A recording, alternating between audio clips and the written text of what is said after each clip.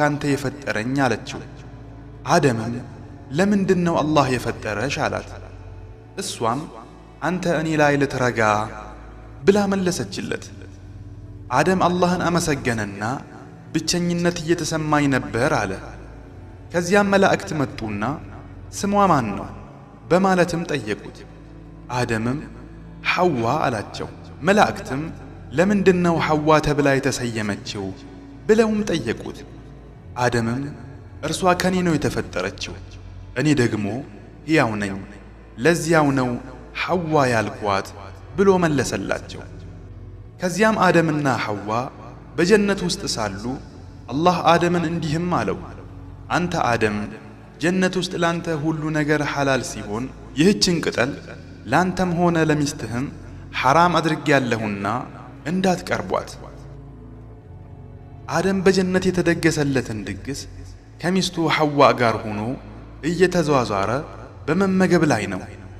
ንፋሱ፣ መዓዛው፣ ጅረቱ፣ ልምላሜው፣ ፍራፍሬው ሁሉም ለአደምና ለሚስቱ ያለ ገደብ የተቸራቸው የጌታቸው ስጦታ ነው።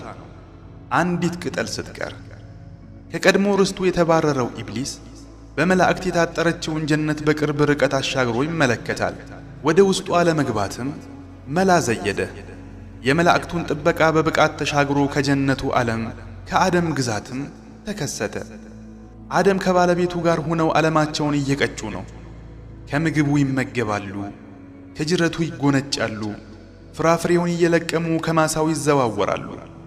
ድንገት ከቅርብ ርቀት ለቅሶ ተሰማ።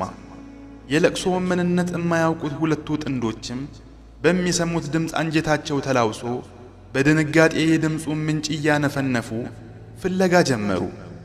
ድምፁን ካደመጡበት ስፍራ ሲደርሱም ኢብሊስን ቁጭ ብሎ ሲያለቅስ አገኙት። ሲመለከታቸውም ለቅሶውን ያባብሰው ጀመር። ምንድነው የሚያስለቅስህ ብለውም ጠየቁት። ኢብሊስም እንዲህ ስትዝናኑ አይቼ እጅግ በጣም ተደሰትኩ፣ ግና መሞታችሁን ሳስበው አልቻልኩምና አስለቀሰኝ ብሎ መለሰላቸው። እነሱም ለምንድነው እምንሞተው ብለው ጠየቁት። ኢብሊስም እንዳትሞቱ የመዘውተሪያን ምስጢር ላመላክታችሁን ብሎ ጠየቃቸው። እነርሱም አዎን አሉት። ኢብሊስም ጌታችሁ ይህችን ቅጠል እንዳትበሉ ያስጠነቀቃችሁ በዚህ ደስታ እንዳትዘወትሩ ነው።